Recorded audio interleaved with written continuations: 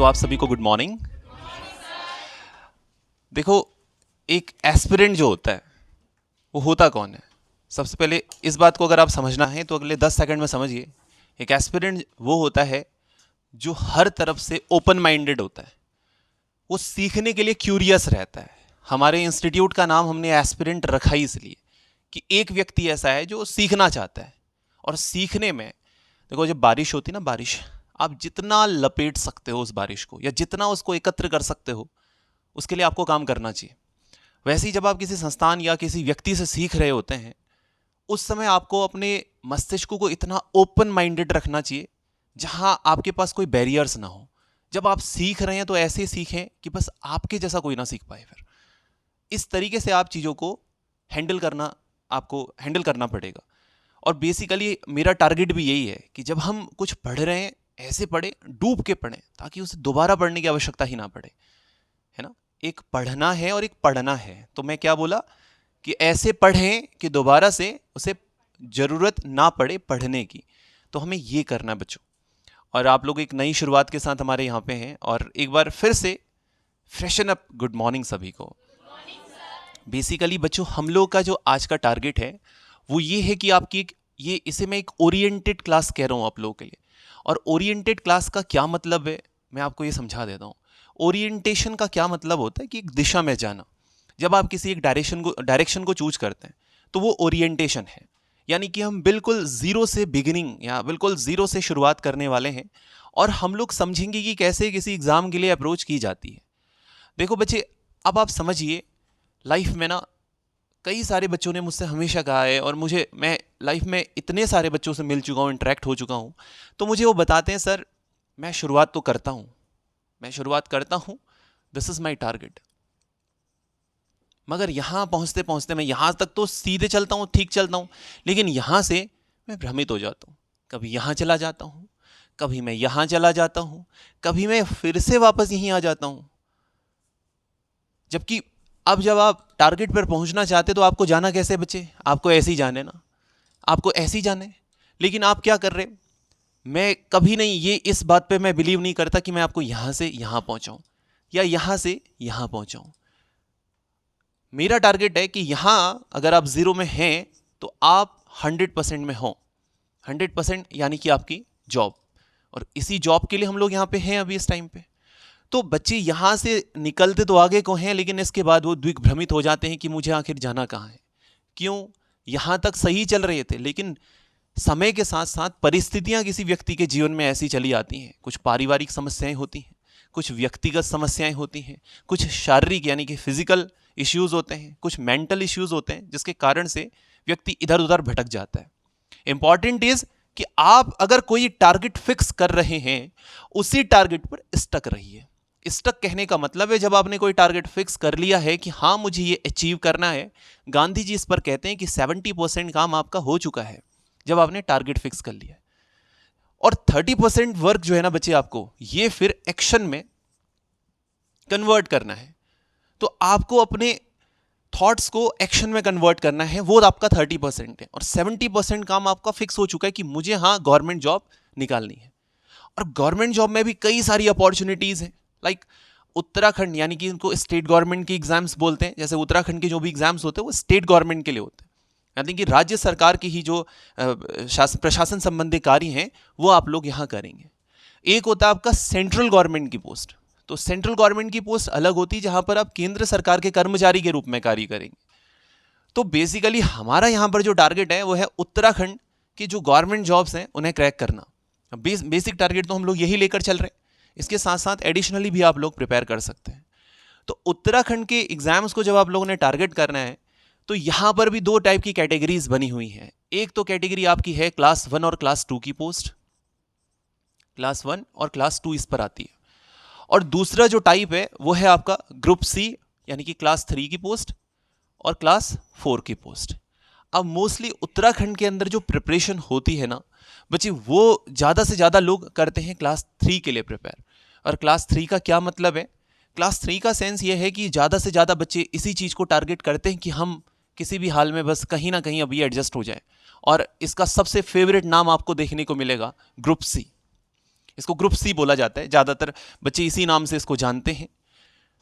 तो अभी क्या है ना, ग्रुप सी की जब हम बात करते हैं, मैं अभी आपसे क्लास 1 क्लास 2 की भी बात करूंगा। नमस्कार बच्चे, हम ग्रुप सी की बात करते हैं जब, तो ग्रुप सी पर सबसे इंपॉर्टेंट देखो बच्चे, आपने अगर टारगेट फिक्स किया है कि हमने हाँ ग्रुप सी करना है, इस पर भी सैकड़ों पद हैं, सैकड़ों पद। और इसी ग्रुप सी में आपको एक पद मिलेगा पटवारी का। पटवारी के अलावा दूसरा पद कहलाता है आपका लेखपाल। सुना होगा आप लोगों ने नाम लेखपाल, जो अभी करंट में हमारे पास पद हैं, मैं उनकी ही सिर्फ बात कर रहा हूं आप लोगों से। पटवारी या लेखपाल के अलावा आपको देखने को मिलेगा कौन सा पद, उत्तराखंड पुलिस का। पुलिस के कई सारे पद मिलेंगे, और पुलिस में अभी 2 तरीके के पद यहां पर आए हुए हैं, 3 तरीके के मान के चलते हैं। पहले तो हैं आपके एसआई के, दूसरी पोस्ट जो आई हुई हैं वो है हेड कांस्टेबल की, और तीसरी जो पद आए हुए हैं वो हैं आपके कौन से, कांस्टेबल के। तो ये आपके पद अभी वर्तमान समय में रनिंग में है। इससे पहले ग्रुप सी के एग्जाम्स के अंदर हमने देखा कि वीडियो और वीपीडीओ का एग्जाम हमारा कंडक्ट कराया गया था लास्ट ईयर की नवंबर और दिसंबर माह में। तो पुलिस की जब हम बात करते हैं तो यहां पर एसआई, हेड कांस्टेबल और कांस्टेबल का पूरा आपका एक पैटर्न रखा हुआ है, उस पर हम लोग बात करते हैं। देखो टारगेट मैं की बात कर रहा हूं आप लोगों से, टारगेट अभी आपका क्या है, गवर्नमेंट जॉब है ना बच्चे। आप इस गवर्नमेंट जॉब के लिए काम कर रहे हैं, और इस गवर्नमेंट जॉब को अचीव करने के लिए आपके पास सिर्फ और सिर्फ एक चीज है, वो है आपकी स्टडी। क्योंकि अगर आप मजदूरी कर रहे होते तो आपको फिजिकल वर्क ज्यादा करना होता, आपको अभी मेंटल वर्क ज्यादा करना है। क्यों मेंटल वर्क ज्यादा करना है, क्योंकि अभी आपके पास टारगेट है कोई गवर्नमेंट जॉब, और गवर्नमेंट जॉब कैसे निकाली जा सकती है, वो आपकी स्टडी से ही क्रैक होगी। और स्टडी में भी आपको क्या करना है, इसके लिए आपको दिया जाता है क्या, सिलेबस। और यह सबसे महत्वपूर्ण हिस्सा है हमारी स्टडी का।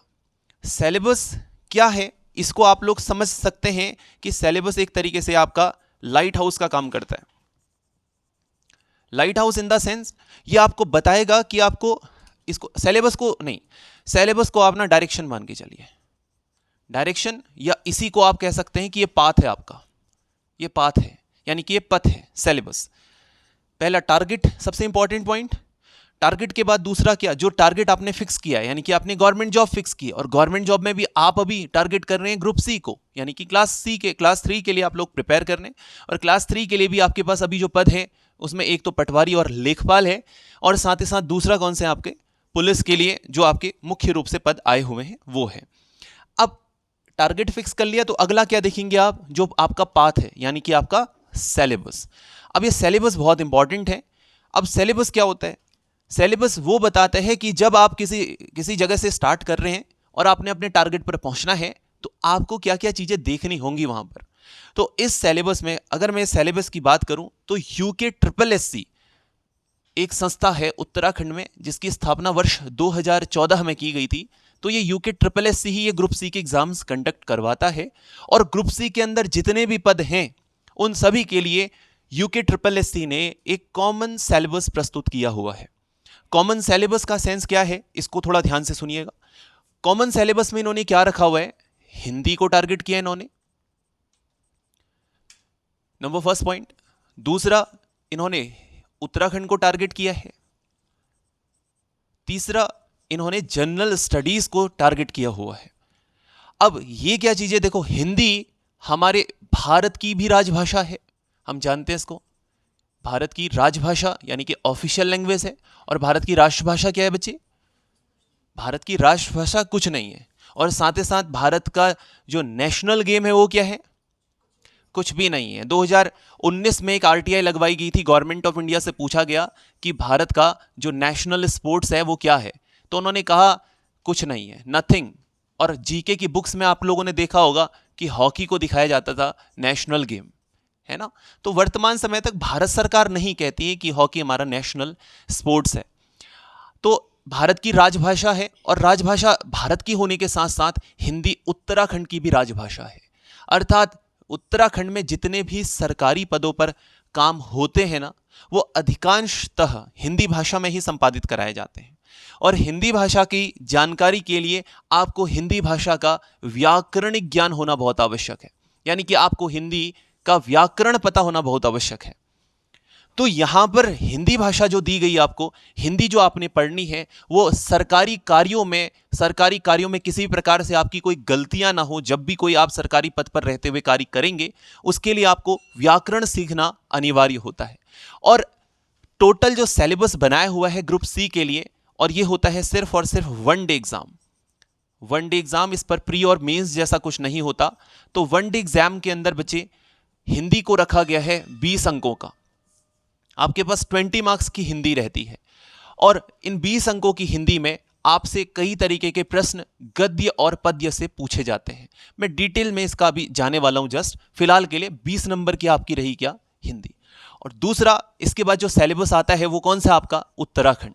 और उत्तराखंड को अगर आप समझने की कोशिश करें तो आपको क्या पता चलेगा बच्चे, उत्तराखंड का जो सिलेबस है वो इतना वास्ट भी है और इतना कॉम्पैक्ट है, इतना सही है, इतना सही तरीके से उत्तराखंड का सिलेबस रखा हुआ है कि अगर आप उत्तराखंड यूके ट्रिपल एससी की तैयारी कर रहे हैं तो आप लोग पीसीएस तक के लिए रेडी हो सकते हैं।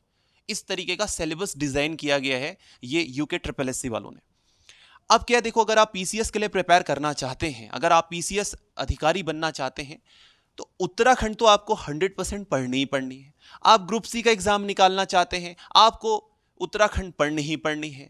इंपॉर्टेंट इज कि उत्तराखंड कैसे पढ़ें, इसको समझने के लिए इस पर मैं बात करूंगा कैसे पढ़ेंगे, इसका टारगेट बिल्कुल अलग है। लेकिन पहले बात कर लेते हैं कि जो उत्तराखंड है ये कितने मार्क्स की है। बेसिकली उत्तराखंड आपको मिलेगी कितनी, 40 मार्क्स की, 40 अंकों की उत्तराखंड पूछी जाती है। टोटल सिलेबस ये आप लोगों को पता होना चाहिए कि 100 मार्क्स का है, इस पर 40 नंबर की आपकी उत्तराखंड आती है प्यारे बच्चों। और जो ये उत्तराखंड का सिलेबस है ना, ये बहुत शानदार तरीके से, इस पर आपको इतिहास भी देखने को मिलेगा, उत्तराखंड का भूगोल भी देखने को मिलेगा, उत्तराखंड की अर्थव्यवस्था, उत्तराखंड की राज व्यवस्था, उत्तराखंड की संस्कृति, उत्तराखंड के धार्मिक स्थल, धार्मिक पहचान, मान्यताएं, ये सारी चीजें आपको, उत्तराखंड के विविध तथ्य, ये इन 40 अंकों में देखने को मिलेंगे। अब एग्जामिनर आपसे ये एक्सपेक्ट करता है कि आप इन 40 अंकों में अधिक से अधिक चीजें पढ़ें, अधिक से अधिक चीजों को समझें, और उन 40 अंकों में से जो भी अधिक से अधिक अंक आप ला सकते हैं, ये आपकी कैपेबिलिटी पर फिर निर्भर करेगा। हालांकि इसके लिए कैसे अप्रोच करना है, बस मैं थोड़ी देर में इस पर आप लोगों से बात करूंगा। तीसरा जो है आपका, वो कौन सा सेक्शन आता है, तीसरा आता है बच्चे जनरल स्टडीज का, यानी कि जीएस इसे बोलते हैं हम लोग। अब देखिए यहां पर 3 चीजें होती है। एक तो है आपका सामान्य ज्ञान, दूसरा मिलेगा सामान्य अध्ययन, और तीसरा मिलेगा क्या आपको, सामान्य जागरूकता। जागरूकता सेंस जो है ये बेसिकली ज्यादातर इस्तेमाल होता है आपका करंट अफेयर्स के लिए, ठीक है, या जनरल अवेयरनेस। आप जो भी अभी समसामयिक रूप से जो भी घटनाएं अभी वर्तमान समय में घटित हो रही, जैसे रशिया यूक्रेन क्राइसिस है, मैं एक बड़ा वीडियो इस पर बहुत जल्दी बनाने वाला हूं, पूरा हिस्ट्री आप लोगों को, और पूरा इसका जो है, क्योंकि कई सारे बच्चे मुझसे बोल रहे थे कि रशिया यूक्रेन पर बात करें, तो इस पर मैं बहुत जल्दी एक बहुत अच्छा वीडियो आप लोगों के लिए तैयार करूंगा, जिसको इंस्टीट्यूट की ऐप पे भी और साथ ही साथ यूट्यूब पे भी हम लोग अपलोड करेंगे। तो ये क्या है, जनरल अवेयरनेस है। तो जनरल अवेयरनेस एक तरीके से करंट अफेयर्स समझ लीजिए आप लोग।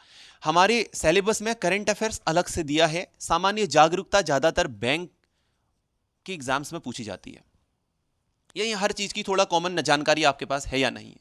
हालांकि सामान्य जागरूकता और करंट अफेयर्स एक दूसरे से बिल्कुल अलग हैं, लेकिन कुछ हद तक सामान्य जागरूकता करंट अफेयर्स से जुड़ी हुई है।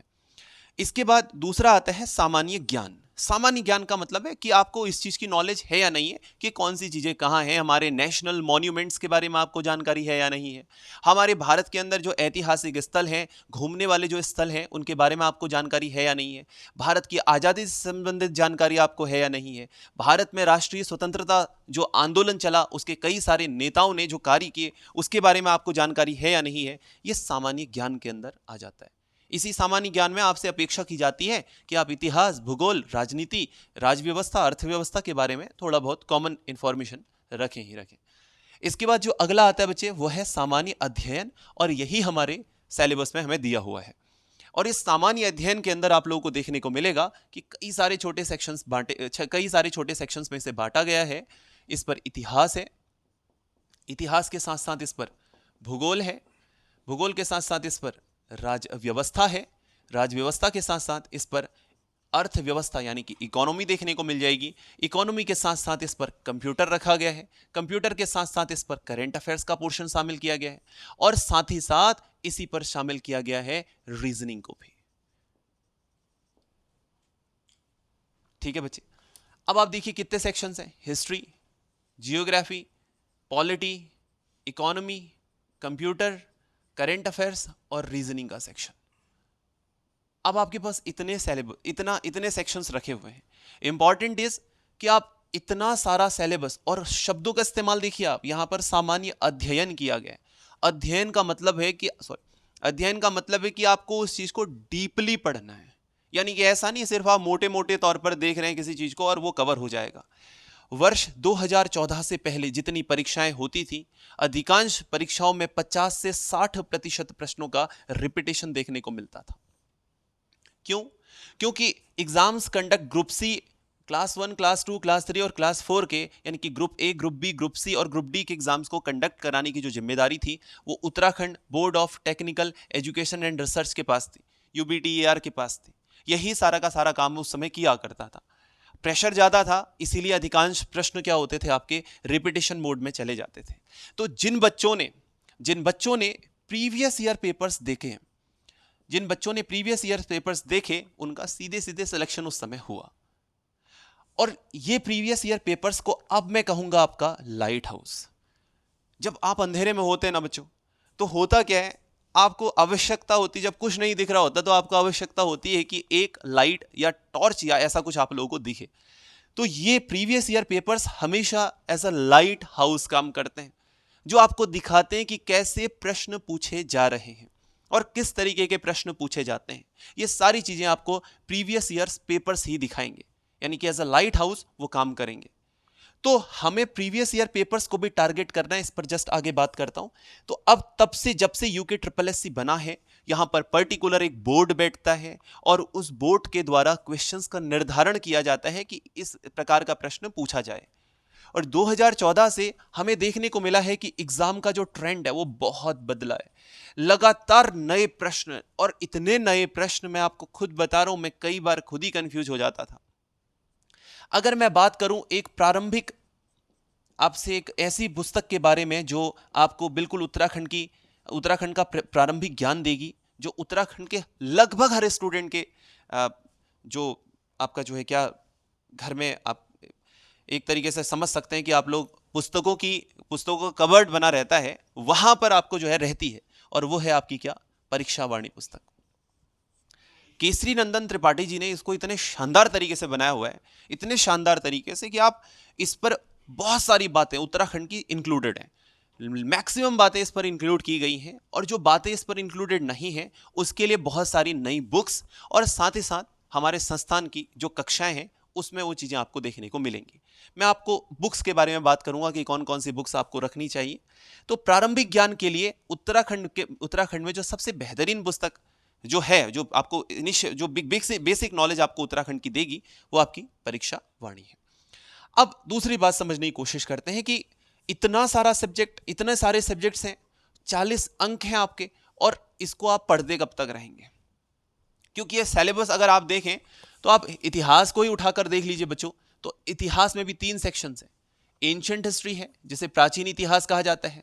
मिडाइवल हिस्ट्री है, जिसे क्या कहा जाता है, हिंदी भाषा में मध्यकालीन इतिहास। और तीसरी मिलेगी आपको कौन सी, यानी कि आधुनिक इतिहास। तो ये सिलेबस ही इतना बड़ा है, और अगर आप देखें 40 मार्क्स हैं आपके पास, 40 मार्क्स हैं और 7 सेक्शंस बने हुए हैं। 7 सेक्शंस में से ऑलमोस्ट आप मान के चलिए कि 6 question on an average, 6 question हर एक सेक्शन से आता है। 7 × 6 कीजिएगा आप लोग, तो कितना पहुंच रहा है, करीब करीब 42 पहुंच रहा है। तो अप्रॉक्स 6 क्वेश्चंस हर सेक्शन से पूछे जाते हैं आपके। लेकिन क्या है, यहां पर उत्तराखंड में थोड़ा करंट अफेयर्स में कमी देखने को मिली है। उत्तराखंड के अंदर मैंने हमेशा नोटिस किया कि करंट अफेयर्स के उतने क्वेश्चंस नहीं आते हैं। लेकिन ये नहीं कि हम करंट अफेयर्स से अछूते रहेंगे, हम उसको छोड़ेंगे, ऐसा नहीं है। लेकिन जो क्वेश्चंस आएंगे वो क्वेश्चंस भी आपके 2 से 3 ही क्वेश्चंस पूछे जाते हैं। इसके अलावा कंप्यूटर वाला जो सेक्शन है, इससे 2 से 4 क्वेश्चंस एक्सपेक्ट किए जाते हैं। रीजनिंग जो है आपकी, ये रीजनिंग वाला जो सिलेबस है इस पर अकेले 29 चैप्टर्स हैं। रीजनिंग कहा किसे जाता है? रीजनिंग को हिंदी में बोलते हैं सामान्य बुद्धिमत्ता। और रीजनिंग का क्या सेंस है बच्चे, इस बात को थोड़ा समझना। रीजनिंग का मतलब है जहां आपको रीजन देता हो, रीजन देना हो। रीजन यो प्लस आईएनजी, अब जब रीजन के साथ आईएनजी जुड़ गया तो ये रीजनिंग हो गया। एक वर्ब फॉर्म पे आईएनजी फॉर्म, वर्ब की आईएनजी फॉर्म बन जाती। तो रीजन का मतलब क्या है? कारण है। कोई चीज हुई है तो वो किस कारण से हुई है, उस पर आपको लॉजिक लगाकर उस क्वेश्चन को सॉल्व करना है। तो यहां पर रीजनिंग जो है इस पर 29 चैप्टर्स दिए गए हैं। और इन 29 चैप्टर्स में उत्तराखंड के अंदर रीजनिंग से जो प्रश्न बनते हैं वो सिर्फ और सिर्फ 6 से 7 प्रश्न है। मतलब सिर्फ और सिर्फ नहीं है, अगर देखा जाए तो एक एक नंबर की बहुत ज्यादा वैल्यू है। मैं आपको बताया, मेरे कई सारे स्टूडेंट्स इसी क्लास के हैं जिनका 0.25 से रुक गया एग्जाम लोअर पीसीएस में।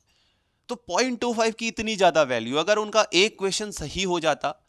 अब यहां पर एक बात कहूंगा आप लोगों से, देखिएगा 100 नंबर का आपके पास पेपर है, 100 नंबर का टोटल पेपर है, और 100 नंबर में से मैंने आपसे कहा कि एक एक नंबर की वैल्यू है।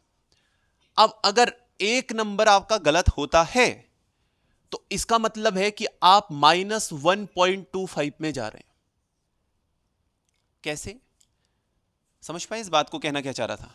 -1.25 में कैसे? क्योंकि एक नंबर तो वो आपका गलत हुआ ही हुआ, और उसका 0.25 की आपको पेनाल्टी भी पड़ गई, तो आप -1.25 पे चले गए directly. Are you getting me?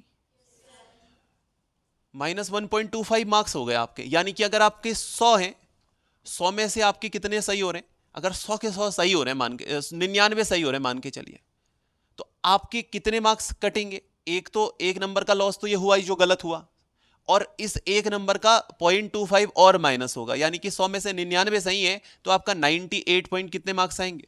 75 marks आएंगे। ये नहीं कि 99 के ही मार्क्स आ जाएंगे आपके। मैं एग्जाम्पल के तौर पर ये बात बता रहा था आप लोगों को।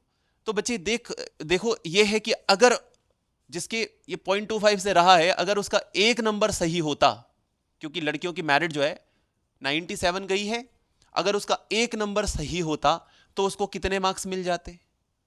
अभी कितने मार्क्स आ रहे होते उसके? 1.25 ऐड हो जाता होता, क्योंकि एक क्वेश्चन की गलती से उसका -1.25 हुआ है, और अगर वही क्वेश्चन सही होता तो +1.25 हो जाता। यानी कि वो कितने में पहुंचती? 98.25 मार्क्स में। यानी कि शी वुड बी इन, वो इन होती, क्योंकि उसका जो है 0.25 से रहा है। तो ये एक मैं आपको बता रहा हूं कि 0.25 यानी कि हर एक क्वेश्चन की कितनी वैल्यू है। जब आप एक क्वेश्चन गलत करते हैं तो इसका -1.25 आपका जो है गलत होता है। और यहां पर ये आपके सिलेक्शन को और आपके इतने समय की मेहनत को, बच्चों आप यहां पे हैं, आपको पहुंचना यहां पर है, तो आप शॉर्टेस्ट पाथ अप्लाई करोगे, आप शॉर्टेस्ट पाथ चूज करोगे, जिससे कि आप जो है इस टारगेट पर पहुंच पाओ।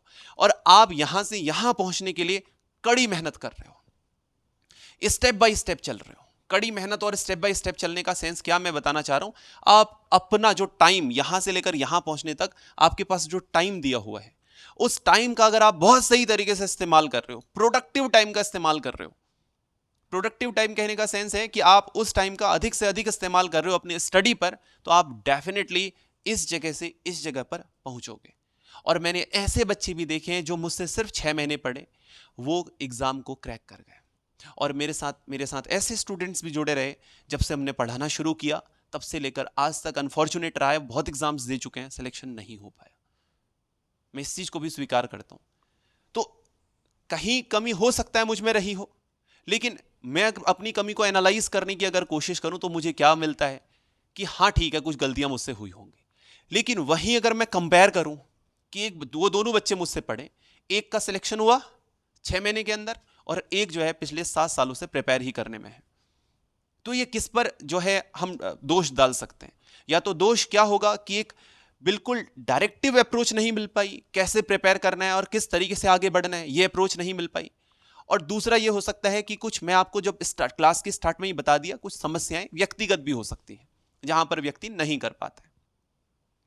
दूसरा, अब जब आप किसी परीक्षा की तैयारी करते हैं उस समय कुछ बातों का ध्यान रखना बहुत ज्यादा आवश्यक हो जाता है, और उस पर सबसे पहली चीज क्या है? टाइम। आपके पास जो टाइम है वो सबसे पहली बात है बच्चे, बहुत लिमिटेड है। बहुत लिमिटेड। फिर इसके बाद मैं आप लोगों के पास आऊंगा कि आपको प्रिपेयर करना कैसे। नंबर फर्स्ट, आपके पास टाइम बहुत लिमिटेड है। इसको आप मान के चलिए, इसको आप बस जहां कहीं भी रख सकते हैं वहां रख लीजिए। एक भाई साहब को मैं सुन रहा था, उन्होंने बताया कि आपके पास 20,000 रुपए हैं, 20,000 रुपए हैं, और 20,000 रुपए में से मान के चलिए कि आपके पास 2,000 रुपए खो गए। अब बचे हुए 18,000 को भी आप क्या फेंक दोगे? करोगे ऐसा कि यार 2,000 खो गए, अब इन 18,000 का क्या करूं, फेंको, दान दे दो? ऐसा कभी नहीं करोगे। ऐसी होता है टाइम। बच्चों, कभी कभी हमारा दिन सही नहीं रहता, कोई डे या सुबह जो है हमारी बहुत खराब शुरू होती है, ठीक, बहुत बहुत गलत तरीके से एक दिन की शुरुआत होती है, कुछ बैड एक्सपीरियंसेस हो जाते हैं। टाइम की वैल्यू बहुत बड़ी है दुनिया में। बिल गेट्स से बोला गया, आप इतने अरब, इतने अमीर व्यक्ति हैं, अगर आपको कुछ चाहिए तो आप क्या करेंगे? तो उन्होंने कहा, मैं हमेशा यही प्रे करता हूं कि मैं कम से कम समय में ज्यादा से ज्यादा पुस्तकें पढ़ पाऊं। और बड़े लोग जो कहते हैं, जैसे वॉरेन बफे, आपने नाम सुना होगा, इतने बड़े इन्वेस्टर हैं, बहुत बड़े अरबपति हैं, बिलियनियर हैं। तो उन्होंने कहा है कि मैं कुछ भी अगर मुझे हो तो मैं ये चाहूंगा कि मुझे टाइम और मिले किसी चीज को पढ़ने के लिए। अब कुछ लोग की हमेशा ये बातें रहती कि सर मेरे पास टाइम नहीं है। नहीं दोस्त, इस बात को समझ लो आप, जिनके जो कहते हैं ना, जो जिनके पास टाइम नहीं है वो अनमैनेज्ड है, वो शेड्यूल्ड नहीं है, उन्होंने खुद को मैनेज नहीं किया हुआ है। ये 100% सत्य बात है। आप माने ना माने, थोड़ा कड़वी लगेगी, माफ कीजिएगा, आप शेड्यूल्ड नहीं है। नहीं तो इसी टाइम पर, क्योंकि सभी को 24 घंटे मिल रहे बच्चे, इसी पर कोई मुकेश अंबानी बन रहे, कोई एलन मस्क बन रहे, कोई जेफ बेजोस बन रहे, अमेजोन के मालिक जेफ बेजोस, टेस्ला मोटर्स के मालिक एलन मस्क, कोई कुछ कोई कुछ। और क्या हम अंबानी से, अडानी से इतने ज्यादा बिजी हैं या ज्यादा करोड़पति हैं कि हमारे पास टाइम नहीं है? तो जो इंसान ये कहता है कि मेरे पास टाइम नहीं है, भाई साहब उसके पास समय तो बहुत ज्यादा है, लेकिन उसे मैनेज नहीं करना आता। उसे ये नहीं पता कि टाइम को मैनेज कैसे करना है। अब आपके पास है 24 आवर्स, यानी कि 1440 मिनट्स। एक दिन में 1440 मिनट्स हैं, यानी कि 86,400 सेकंड्स हैं आपके पास। डिपेंड करेगा बच्चे, आप इनका इन्वेस्टमेंट कहां कर रहे हैं, क्योंकि ये जो इन्वेस्टमेंट है, और कुछ बच्चे, अच्छा यहां पर फिर कंक्लूड करूंगा, वापस आऊंगा। कुछ बच्चे ऐसे होते हैं जो लगातार ये क्या बोलते रहते हैं, मैं समस्याएं बता रहा हूं, पहले इनके सॉल्यूशन पर फिर बात करूंगा।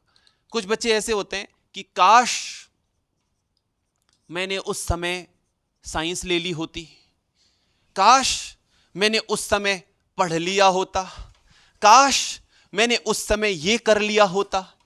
ये बहुत सारे लोगों का काश काश ही रह जाता, काश ही रह जाता है। और कुछ लोगों का तो ऐसा है, काश मैंने उसके घर वालों से बात कर ली होती, है ना? तो ठीक है, आज वो अपने बेबी को लेके मुझे मामा कहलवाने नहीं आती। ये काश में मत रहो। काश में जो इंसान रहता है वो फिर काश काश में ही रह जाता है। आप अपने प्रेजेंट को मान के चलिए पास्ट। थोड़ी देर के लिए मेरे साथ जुड़े रहिए आप लोग, आप मुझे जुड़े हुए हैं, आप बहुत ध्यान से सुन रहे हैं, मैं देख रहा हूं इस चीज को। थोड़ी देर ध्यान से सुनिएगा और जो मैं बात कह रहा हूं उसको समझिएगा। आप अपने प्रेजेंट को पास ले लीजिए थोड़ी देर के लिए कि आप पास में हैं, और अपने फ्यूचर को प्रेजेंट ले लीजिए, उसको वर्तमान समझ लीजिए, और वर्तमान समय को आपका भूतकाल समझ लीजिए। तो अब आप प्रेजेंट में खुद को कहां देखते हैं? अगर आप प्रेजेंट में, यानी कि जो फ्यूचर है आपका आने वाला, उसको आप बहुत बड़ा और बहुत ऊंचा और उस पॉइंट पर देखते हैं जहां आप, इस बात को अगर आप समझना, ठीक है, ठीक है, सॉरी थोड़ा इंटरप्शन हो गया था। अभी देखो, एक चीज तो मैंने आपको बताई कि पढ़ना कैसे है।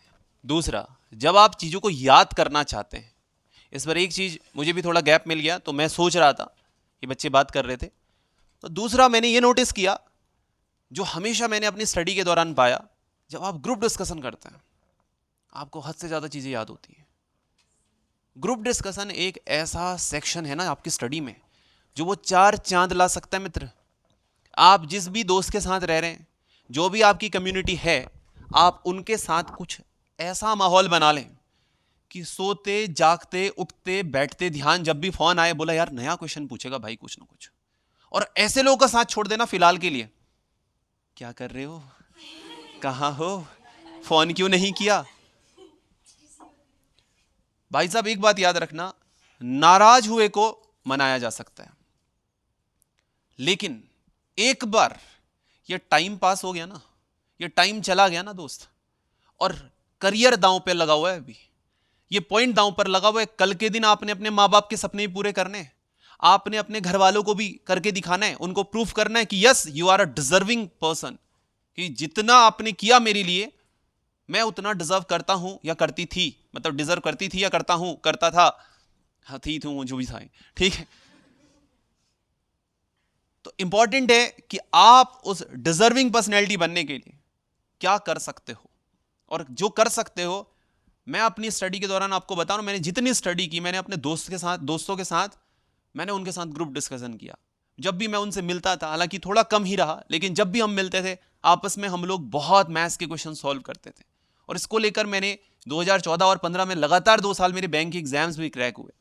अनफॉर्चुनेट रहा कि बहुत दूर दूर उस टाइम पे सिलेक्शन होते थे, उत्तराखंड अलग तरीके से आता नहीं था, पूरे भारतवर्ष में इधर उधर जाना पड़ता था, तो मैं ज्वाइन नहीं कर पाया। तो आपका क्या है, हम मैथ्स के क्वेश्चन सॉल्व करते थे, जब मास्टर्स में थे हम अपने मैथ्स के क्वेश्चन सॉल्व करने लग जाते थे और लगातार क्वेश्चन सॉल्व करते रहते थे। कोई भी जीके की नॉलेज, कोई भी डिस्कशन हो, हम लोग ग्रुप पे कॉलेज पे बैठ के हम लोग पढ़ा करते थे।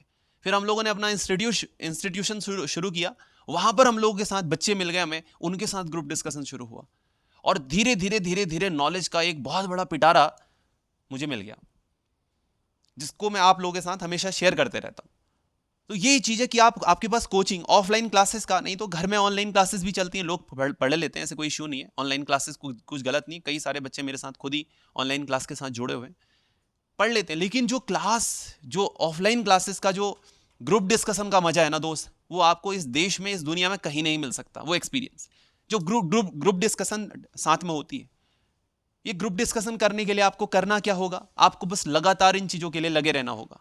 अब लगातार ग्रुप डिस्कशन करते रहिए, जो भी आपके दोस्त हैं, जैसे भी आपकी सोसाइटी है, और ऐसे लोगों को चूज कीजिए जो आपको अभी आपके टारगेट पर पहुंचाने के लिए आपकी हेल्प करेंगे। ऐसे लोगों का साथ छोड़ देना है जो आपको हेल्प नहीं करने वाले, क्योंकि सुबह तो वो कहेगा भाई मैंने तो डिसाइड कर लिया कि मैं ये करूंगा, और 4 दिन बाद समझ रहे हो, मेरा मोटिवेशन मुझे पता है कि आज या शाम तक या कल तक रहेगा, लेकिन इसके बाद अगर कुछ बच्चों पर तो ये डीपली इंपैक्टेड होगा, कुछ बच्चों पर ये डीपली इंपैक्ट करेगा कि सर ने जो कहा है उसको 100% फॉलो करना है। लेकिन उन बच्चों के लिए समस्या होने वाली है जो बच्चे क्या इस बात को नहीं मानेंगे। आप ऐसे सोसाइटी में रहिए जो आपको लगातार इन्फ्लुएंस करता रहे कि तू वो कैंडिडेट है जिसे करके दिखाना है, तू वो पर्सन है जिसे करके दिखाना है। ऐसे माहौल के साथ आप लगातार रहिए, और ऐसे व्यक्ति के साथ, एक पॉजिटिव एनर्जी वाले पर्सन के साथ आप हमेशा रहिए, जो आपको ये बताए कि yes you have the capability of doing this, आपके पास सामर्थ्य है, आप कर सकते हैं, आप डिजर्विंग हैं। और इसके लिए सबसे इंपॉर्टेंट पहली चीज, खुद पर आत्मविश्वास, या खुद पर जिसे हम लोग कहते हैं क्या, विश्वास होना, खुद पर कॉन्फिडेंस, जैसे सेल्फ कॉन्फिडेंस अंग्रेजी भाषा में कह दिया जाता है। वो विश्वास इतना जरूरी है ना बच्चे, जो झुका हुआ है आपको, अब मैं आपको थोड़ा हंसी भी आएगी लेकिन मुझे बोलना पड़ेगा, आपने लूरी कुत्ता देखा है? So sorry for using these kind of words. Lurie कुत्ता देखा होगा आपने, वो क्या करता है, उसके टांगों के पीछे होती है उसकी पूंछ, और जो डरता रहता है, ऐसे देखता रहता है। और एक होता झबरू कुत्ता, लड़कियों को कुत्ता शब्द पसंद नहीं आता, मुझे माफ करना, डॉग ही कह देता तुम्हारे लिए, फिर फील नहीं आएगा ना, फील नहीं आएगा। तो हाँ, तो जो झबरू कुत्ता होता ना, उसका कॉन्फिडेंस देखना, तो भाई साहब सामने वाला डर जाता है उसको देख के, उसकी पूंछ ऐसी होगी, उसका चेहरा ऐसा होगा बिल्कुल एग्रेसिव वे पे। तो वो उस काइंड ऑफ एग्रेशन हमें दिखाना है कि जब कोई काम कर रहे हैं डिफेंसिव अप्रोच पे ना करें। डिफेंसिव मतलब बच बच के, यार इसको पढ़ना ना पड़े मुझे, कहीं डर डर के पढ़ते हैं हम लोग, ये याद नहीं होगा तो क्या होगा ना, अटैक करो उस चीज पर। इस पन्ने पर जितना लिखा हुआ है सब कुछ इस खोपड़ी के अंदर होगा, ये टारगेट बनाना अपना। तब जाकर जो है ये कॉन्फिडेंस जो आप लोगों ने अपने अंदर बिल्ड करना है, वो कॉन्फिडेंस आपको एक दिन हाइट पर लेके जाएगा दोस्त, इस बात को हमेशा ध्यान रखिएगा आप लोग, जिस हाइट पर आपने पहुंचना है। और तीसरा सबसे इंपॉर्टेंट है, एक सोशल लाइफ भी होती है इंसान की, और सोशल लाइफ में सोशल स्टेटस बहुत मैटर करता है आज की डेट में। जब आप मेटीरियलिज्म के युग में जी रहे हैं, भौतिकतावादी संसार में जी रहे हैं, तो ये चीज बहुत मैटर करती है आपकी लाइफ में। कल के दिन हमारे साथ हम लोग हीन भावना के शिकार इसी चीज के रहते हैं कि यार हमारा दोस्त का सिलेक्शन हो गया, हमारा नहीं हो पाया। छोटी उम्र से ही लोग कहने लग जाते हैं उसका, मेरा दोस्त वहां पहुंच गया, मेरा दोस्त वहां पहुंच गया। कभी तुम्हारे भी तो किस्से बताएं लोग, खुद को ऐसे तो प्रिपेयर करो, या जिंदगी भर दूसरों के किस्से बताते रहोगे, मेरा दोस्त वहां है, और अपना सोशल स्टेटस बड़ा करते रहोगे। भाई इसका दोस्त है वो, हम लोग यही तो करते हैं, आदतें रही हमारी भी ऐसी। हम लोग कहते रहे मेरा दोस्त लेफ्टिनेंट है, मेरा दोस्त एसडीएम है। भाई साहब 4 दिन के लिए रहता बस वो। अल्टीमेटली गोल क्या है, अल्टीमेटली चीज क्या है कि हमें खुद की वैल्यू क्या है हमारी, वही मैटर करती है। तो आपने एक टारगेट फिक्स किया है कि हाँ मुझे ये अचीव करना है, और इसके लिए आपके पास सिलेबस फर्स्ट चीज है। दूसरा जो आपके लिए आपके पाथ का काम करेगी। दूसरा आपके पास क्या है, आपके पास प्रीवियस ईयर पेपर्स हैं, ये आपके लिए आपका लाइट हाउस का काम करेगी। और तीसरा बच्चे आपके पास क्या है, तीसरा आपके पास है आपकी बुक्स, जो आपके साथ और आपकी मंजिल पर पहुंचने के लिए आपके सफर में आपके साथ चलने वाली है। तो इस सफर पर पहुंचने, इस सफर को तय करने के लिए, यहां पहुंचने के लिए आपको इन बुक्स का ही सहारा चाहिए। फिलहाल सबसे बड़ा सहारा यही है, समझ रहे हो।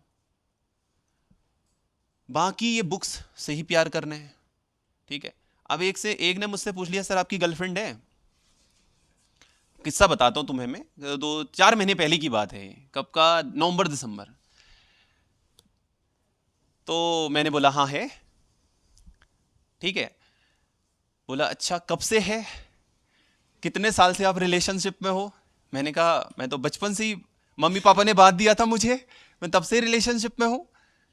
अच्छा तब से रिलेशनशिप में है, तो कोई दूसरा चांस नहीं है? मैंने कहा फिलहाल तो नहीं है, फिलहाल तो नहीं है। क्यों नहीं है? क्योंकि अभी फिलहाल प्यार किससे है, बुक्स से है। यही गर्लफ्रेंड भी है मेरी, और यही 2014 के बाद मान्यता मिला बॉयफ्रेंड भी है मेरा, और यही मेरा सब कुछ है, यही सब कुछ है मेरे लिए फिलहाल के लिए। क्योंकि मेरी बुक से ही मेरी नॉलेज इंप्रूव होनी है, मेरी नॉलेज से ही मेरी पर्सनैलिटी इंप्रूव होनी है, और मेरी नॉलेज से ही सक्सेस की डेफिनेशन मेरे दोस्त ने मुझे हमेशा दी थी कि बोला सक्सेस क्या है। हम डिस्कशन करते थे नासा में इस टाइम पे मेरा दोस्त, तो उसने बोला सक्सेस क्या है, सक्सेस बच्ची क्या है। उसने मुझसे कहा था व्हेन सरस्वती माता इज कन्वर्टेड इनटू लक्ष्मी माता, that is the success for me. कुछ के लिए फाइनेंशियल गोल इंपॉर्टेंट होते हैं, और अल्टीमेटली आप मेटीरियलिज्म या भौतिकतावादी संसार में रह रहे हैं, जहां आप हर चीज खरीदने के लिए आपको पैसे की आवश्यकता है। पैसा बड़ी चीज नहीं है, लेकिन भाई साहब जब आपने गाड़ी चलानी है ना, तो उस टाइम पे क्या किसकी आवश्यकता पड़ेगी, पेट्रोल की आवश्यकता पड़ेगी। और पेट्रोल भराने के लिए प्यार से काम नहीं चलेगा, आज भरा दो कल दे दूंगा, आपको पैसा ही चाहिए। और पैसे के लिए आपको गवर्नमेंट जॉब फिलहाल क्रैक करनी है, और इस गवर्नमेंट जॉब को क्रैक करने के लिए हम इतनी सारी राम कहानी समझ रहे हैं। तो आपने 3 चीजें इंपॉर्टेंट है उत्तराखंड के एग्जाम्स को जब आप प्रिपेयर कर रहे हैं, हिंदी, उत्तराखंड, और साथ ही साथ तीसरा क्या आपका बच्चे, जनरल स्टडीज। और इसको पढ़ने के लिए अब क्या होता है, देखो 7 सेक्शन तो यहां है, उत्तराखंड 8वां, और 9वां सेक्शन कौन सा है आपका, हिंदी का। अब एक सवाल ये उठता है सर,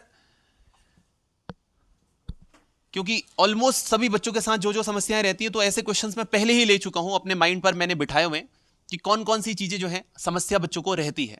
तो फिर इसके बाद जो क्वेश्चन छूट जाएंगे आप लोग पूछ लीजिएगा। एक समस्या ये रहती है सर कि साथ साथ सारे सब्जेक्ट्स को कवर करते रहें,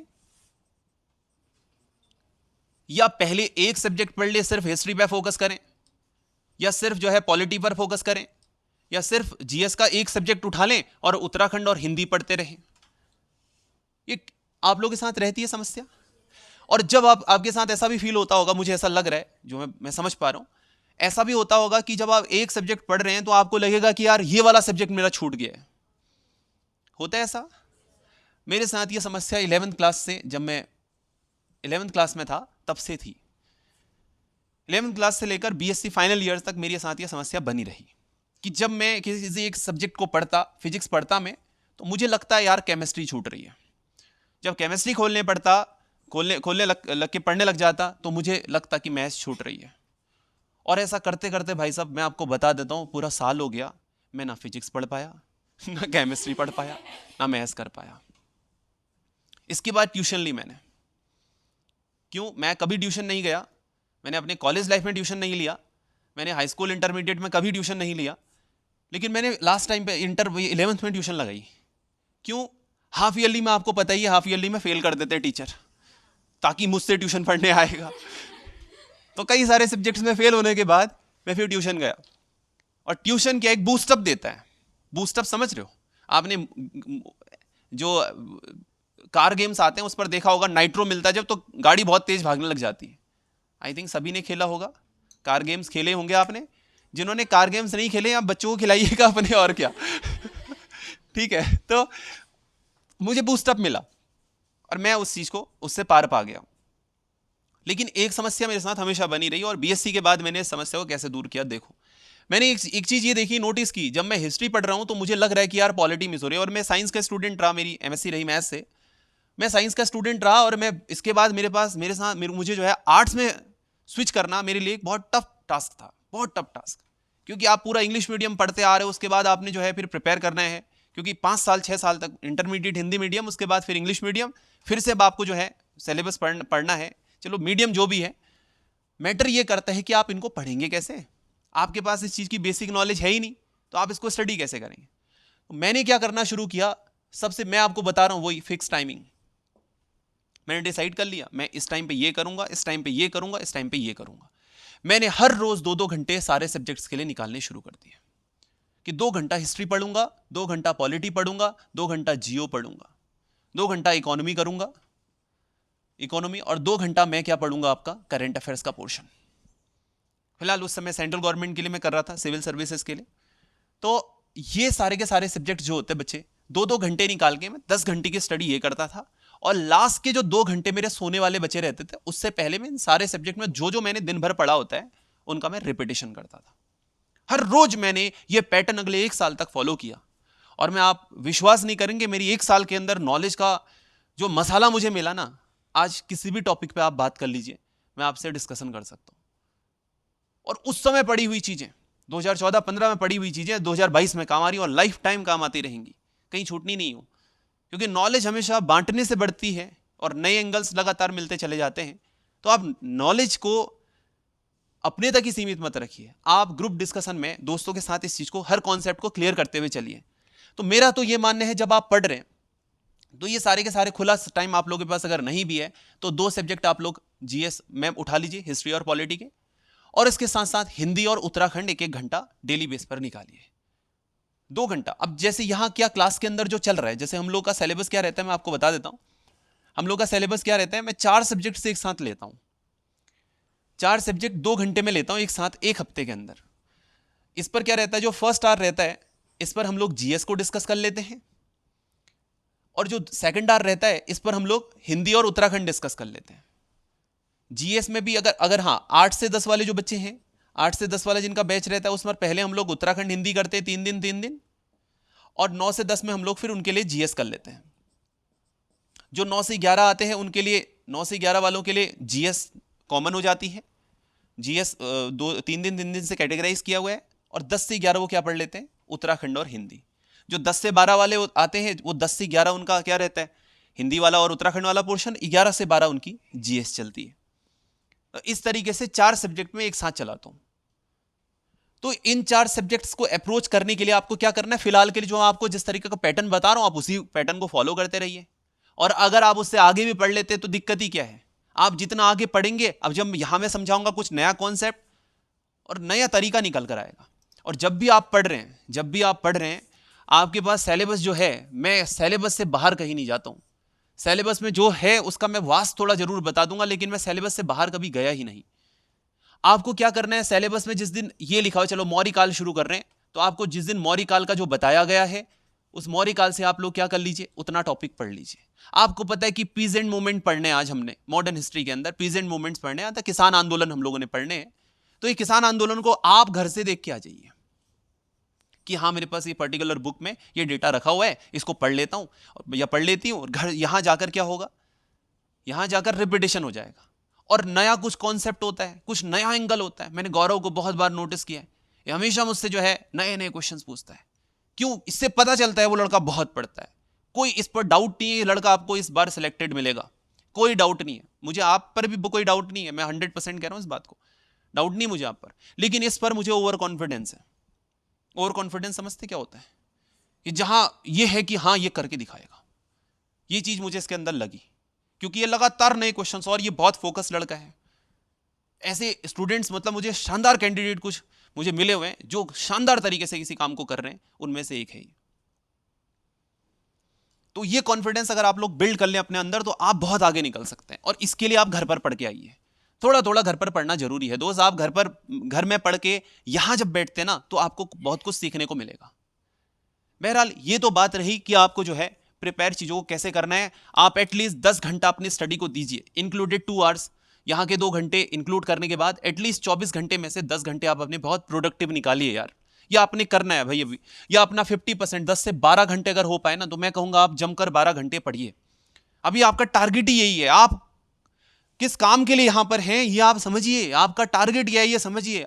और जो वर्किंग है, जो नहीं कर पा रहे हैं 10 घंटा 12 घंटा, वो एटलीस्ट इसको 50% कर लीजिए, 6 घंटा तो एटलीस्ट दीजिए ही दीजिए। और जो लोग थक जा रहे हैं कोई बात नहीं, स्मार्ट स्टडी करो ना, 4 ही घंटे पढ़ो, लेकिन पढ़ो रोज, रुकना नहीं है। मैंने हमेशा स्टडी ऐसी की, आज भी आप लोग जब मेरा यूट्यूब खोलोगे ना, आप मेरे नोटिफिकेशन सारे ब्लॉक रहते हैं मेरे मोबाइल फोन पे, पता नहीं चलता मुझे कोई मैसेज आया क्या आया, कुछ भी आया। मैं शाम को एक बार देखता हूँ स्क्रॉल करके, जितने मैसेजेस आए रिप्लाई जिनको करना ठीक, जिनको नहीं करना जयराम जी की। बाकी जितना होता है मैं क्या करता हूँ, मैं यूट्यूब मेरा खोलोगे तो ये नहीं मिलेगा कि कुछ एडिशनल फालतू डिस्कशन, सारा पूरा ऊपर से नीचे तक स्टडी का ही रहता पूरा का पूरा। कौन कौन सी चीजें वहां पर क्या है, क्योंकि मैं रिसर्च करता रहता हूँ लगातार, अपनी चीजें पढ़ते रहता हूँ मैं लगातार, नई चीजें पढ़ते रहता हूँ। मैं स्टडी से बाहर हुई नहीं, और मैं स्टडी से बाहर नहीं हूं, और आप लोग मेरे साथ जुड़े हुए हैं तो आप लोग भी स्टडी से बाहर नहीं होइए। कोई फालतू कामों में लगना ही नहीं। एंटरटेनमेंट जरूरी है, मना नहीं कर रहा हूं मैं, आपको बहुत हेक्टिक चीज पर नहीं लेके जा रहा हूं, बस यार पढ़ाई को ना एंजॉय करो। जब आप पढ़ रहे हो उसे एंजॉय करो, और फुल एंजॉय करो यार, ऐसे एंजॉय करो कि भाई लगे कि आज तुमने पढ़ा है या तुमने कुछ किया है अचीव यार। जिस दिन उस कुर्सी को फील करोगे ना, जिस कुर्सी पर बैठे होगे, गद्दी पर बैठे होगे, क्योंकि गद्दी चाहिए यार दोस्त, जिस दिन वहां बैठे होगे ना उस दिन तुम्हें फील होगा कि यस मैं इस चीज के लिए डिजर्व करता था, ये चीज थी मेरी। वो फील हो कि टॉपर हर कोई पहुंच सकता है, टॉपर बना रहना मुश्किल है, पहली बात तो यह। दूसरा, मेरे दोस्त ने मुझसे एक बात कही थी कि सफर मंजिल पर पहुंचने का उतना मजा नहीं जितना सफर तय करने में मजा है। अब तुम लोग कहोगे सर आपके दोस्त ने ही कुछ कही, सब कुछ कहा था या आपने भी कुछ कहा है? नहीं, ऐसा नहीं है। मेरे दोस्त लोगों की जो सीख है वो मुझसे मिली, कुछ मैंने उनको दिया, वो मेरे बारे में बोलते रहते हैं, इसलिए मैं उनके बारे में बोलता रहता हूं। तो आप मंजिल में पहुंचने के लिए कैसा रास्ता चूज कर रहे हैं? आप इंजॉय के साथ आगे बढ़ रहे हैं या दबाव के साथ? मैंने ये नहीं पढ़ा, आपका शेड्यूल आज नहीं बन पाएगा, दूसरे दिन बनाओ, कसम खाओ कि मैं करके रहूंगा, ये रूटीन मेरा है, इस रूटीन को फॉलो मैं करना। कोई नहीं आने वाला, ईश्वर नहीं आने वाला ऊपर से जो आपको आपका शेड्यूल बताए। जो ऑब्स्टिकल्स, जो बाधाएं आप लोगों के मस्तिष्क में है, उन बाधाओं को खत्म कीजिए। जो भी दिमाग में चल रहा है कि इस कारण मैं नहीं पढ़ पा रहा हूं, नहीं पढ़ पा रहा हूं, भाई साहब कोई नहीं है वो बाधाएं, कुछ नहीं है वो। आपकी बाधा, आपके ऑब्स्टिकल्स सिर्फ और सिर्फ एक ही है, वो है आप खुद। आपको ये लग रहा है मेरे को घर के काम करने पड़ते हैं, फटाफट निपटाओ काम में लग। मेंटल और फिजिकल हेल्थ पर बहुत काम करना है। मेंटल हेल्थ जिस इंसान की खराब है, मन की शांति जिसकी नहीं है ना, जिसके मन में ही शांति नहीं है, वो काम ही कुछ प्रोडक्टिव कर ही नहीं पाएगा। तो मन शांत रखो हमेशा अपना। पानी होता है ना, पानी ठहरा हुआ पानी बिल्कुल शांत रहता है, तो उसकी तरह अपने मन को शांत रखना है और फिर पढ़ना है।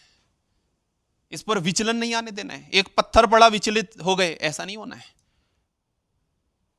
आपने देखिए रिफ्लेक्शन एंड रिफ्रैक्शन सुना है आप लोगों ने, प्रकाश का परावर्तन और अपवर्तन।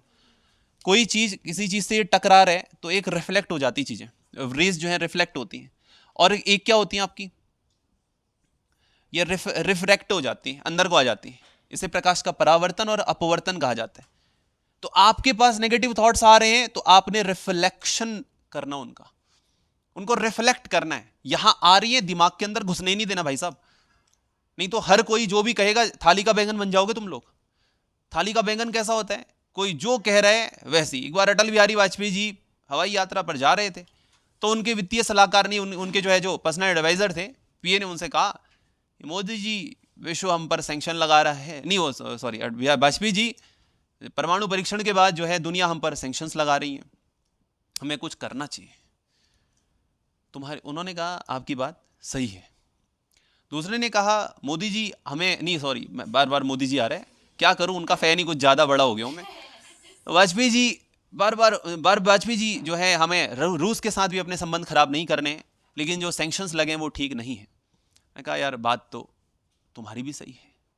और तीसरे व्यक्ति ने कहा यार वाजपेयी जी आप जो है हर किसी की बात को कह रहे हैं बात तुम्हारी सही है, बात तुम्हारी सही है। तो वाजपेयी जी बोलते हैं यार बात तो आपकी भी सही है।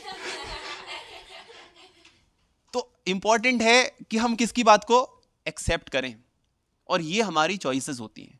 10% चीजें आपके साथ होती हैं, 90% मैटर कर रहा है कि आप रिएक्ट कैसा कर रहे हैं, आप रिस्पॉन्स कैसा दे रहे हैं उसको।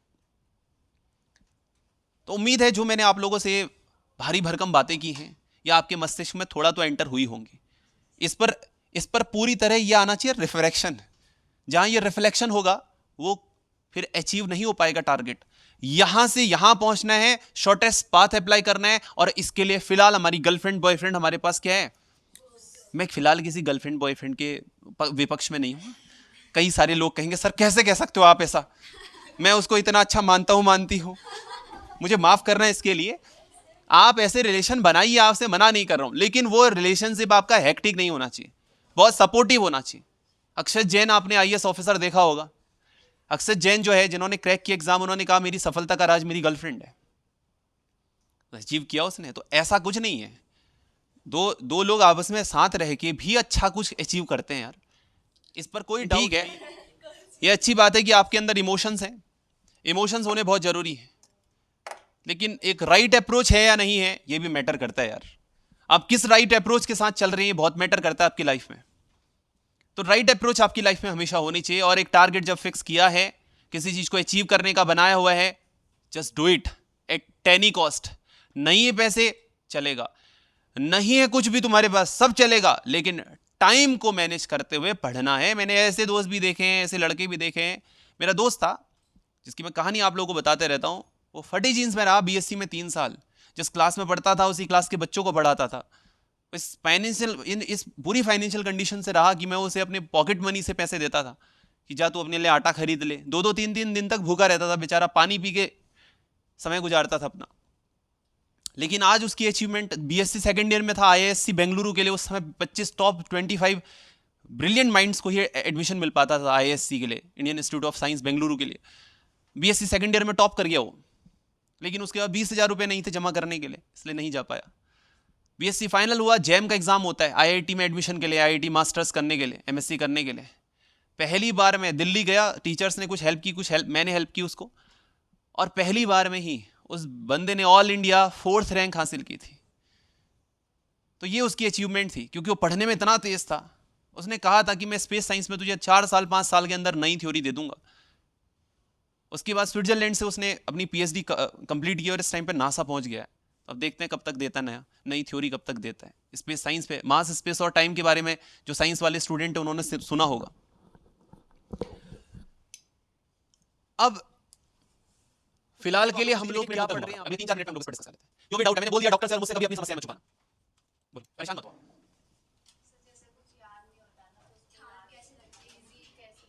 इजी कैसे करें? अच्छा एक बात और मैं ऐड करना चाहूंगा यार, आज की डेट में यूट्यूब इतना बड़ा माध्यम है, आप यूट्यूब से बवाल ला सकते हो अपनी दुनिया के अंदर, मतलब अपनी लाइफ में। हर इंसान की अपनी दुनिया होती है, आप पढ़ने में भी इस पर बहुत बड़े परिवर्तन ला सकते हो। जो चीज समझ में नहीं आ रही सीधे यूट्यूब पे सर्च करो। साइंस ने बताया है कि text, 1000 text is equal to 1 image and 1000 image is equal to 1 video. तो आप विजुअल्स जल्दी याद करते हैं, आप वीडियो यूट्यूब के अंदर खोल लीजिए, जो आपको समझ में नहीं आ रहा वो टॉपिक आप यूट्यूब के अंदर सर्च कीजिए, उसी वक्त आपको मिल जाएगा। और 2x पे भगा के देखिए, मैंने वीडियोस हमेशा 2x पे भगा के देखता हूं। एक चीज जो ये कर सकती हो बच्चे, आप जो याद नहीं हो रहा, जो समझ में नहीं आ रहा है कॉन्सेप्ट, आप यूट्यूब पे जाओ और देखो, और जो नहीं आ रहा है तो आप इंस्टीट्यूट आ क्यों रहे हो, फिर पूछने के लिए तो आ रहे हो ना, पूछो। 99% स्टूडेंट्स मैंने ऐसे देखे हैं जो पूछते नहीं है, कुछ पूछते ही नहीं हो। 1% बच्चे पूछते हैं मुझसे बस। तो इससे यह भी पता चलता है आप कितना पढ़ रहे हो, समझ रहे हो। इसलिए आपको काम करना होगा इस पर। आगे और पूछो। चलो याद नहीं होता तो इसको कैसे, तुम्हें एक सॉल्यूशन दे दिया बच्चे। और टाइम मैनेजमेंट कैसे करना है। जैसे तुम अभी बीएड कर रही हो, राइट। अब तुम्हारे पास कितने घंटे बच रहे हैं। पहली चीज ना प्रिया, एक बात और मैं बता देता हूं, मैं लगातार अगर 25 घंटे 30 घंटे बोलता रहूं ना, मैं थकूंगा नहीं कभी। मैंने अपनी एनर्जी को इस तरीके से कॉन्सेंट्रेट करके रखा हुआ है। 30 घंटे अगर मैं लगातार बोलता रहूं, मैं पढ़ा सकता हूं क्लास, थोड़ा थोड़ा गैप लेना ही पड़ेगा, आपको बताइए। मैं थकता नहीं कभी। और मेंटली सबसे ज्यादा थकावट होती है।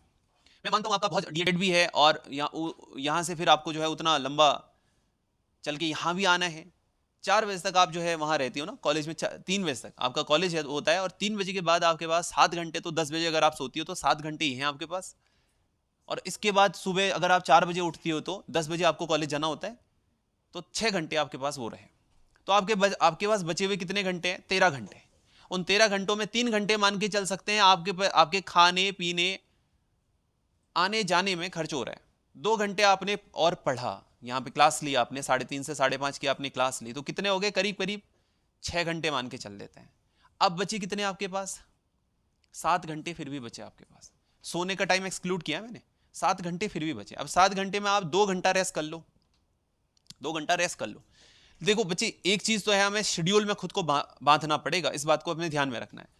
2 घंटे आप रेस्ट भी कर लो, फिर भी आपके पास फिर भी बचते हैं कितने, 4 घंटे। 6 घंटे बचे हुए थे, नहीं 7 घंटे थे, 5 घंटे फिर भी बच रहे हैं आपके पास।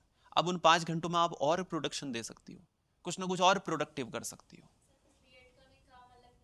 तो 2 घंटे बीएड के काम में लगा लो। थोड़ा स्पीड भी हमें मेंटेन करनी पड़ेगी, स्पीड भी मेंटेन करनी पड़ेगी हमें।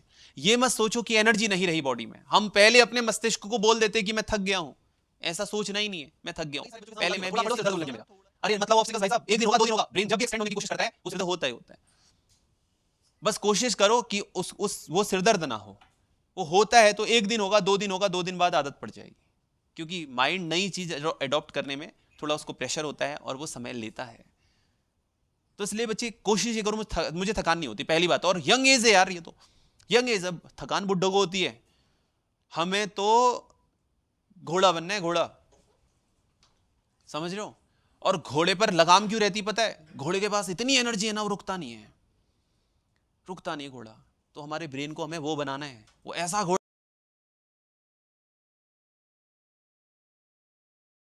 है जो चलता रहेगा चलता रहेगा चलता रहेगा, रुकेगा नहीं वो। बस लगाम लगानी है उस पर फिर, और थकावट नहीं, बस एनर्जी है मेरे अंदर, बस ऐसी। और तो अगर थकते हो थोड़ी देर रेस्ट करो, फिर उठो, पावर नैप लो थोड़ी देर, फिर उठो। बस एनर्जी तो लानी पड़ेगी बच्चे, क्योंकि स्ट्रगलिंग बहुत टफ जॉब है लोगों की, बहुत टफ जॉब लोग कर रहे हैं। हमारे पास तो बहुत मौके हैं यार अभी। हमारे पास टारगेट ये है कि चलो ठीक है, बीएड भी करना है, ये भी करना है, इसको करो, प्रेशर मत लो, मैनेज करो इसको। कैसे मैनेज करना है, मुझे 2 घंटा ये करना है, स्कूल यहाँ बीएड से यहाँ आई, ट्यूशन पढ़ा, कोचिंग किया, उसके बाद आधे घंटे का रेस्ट, चाहे भाई जो भी फ्रेशन अप हुए, उसके बाद 2 घंटे बोलो बीएड का काम करना, उसके बाद अपनी स्टडी कर लो। रेस्ट ऑफ टाइम तुम्हारी स्टडी को होना चाहिए गवर्नमेंट जॉब की, क्योंकि एग्जाम क्रैक करना है, और जो बन पड़ सकता है वो करो इस टाइम पे। नेक्स्ट, होप कुछ समझ पाई होगी। नेक्स्ट बोलो, कोई कुछ पूछ रहा है तो। हाँ चेतन, हाँ लॉन्ग टाइम,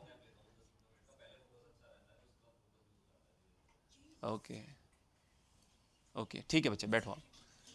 अब इन्होंने कहा कि लॉन्ग टर्म तक स्टडी, लॉन्ग टाइम तक स्टडी। अच्छा मैं आप लोगों से पूछना चाहूंगा, ऐसा कितने लोगों के साथ ये समस्या है लॉन्ग टाइम तक स्टडी का, आपके आपके ओके ओके, बहुत सारे लोगों के साथ है, लॉन्ग टाइम तक या लंबे समय तक स्टडी नहीं कर पाते।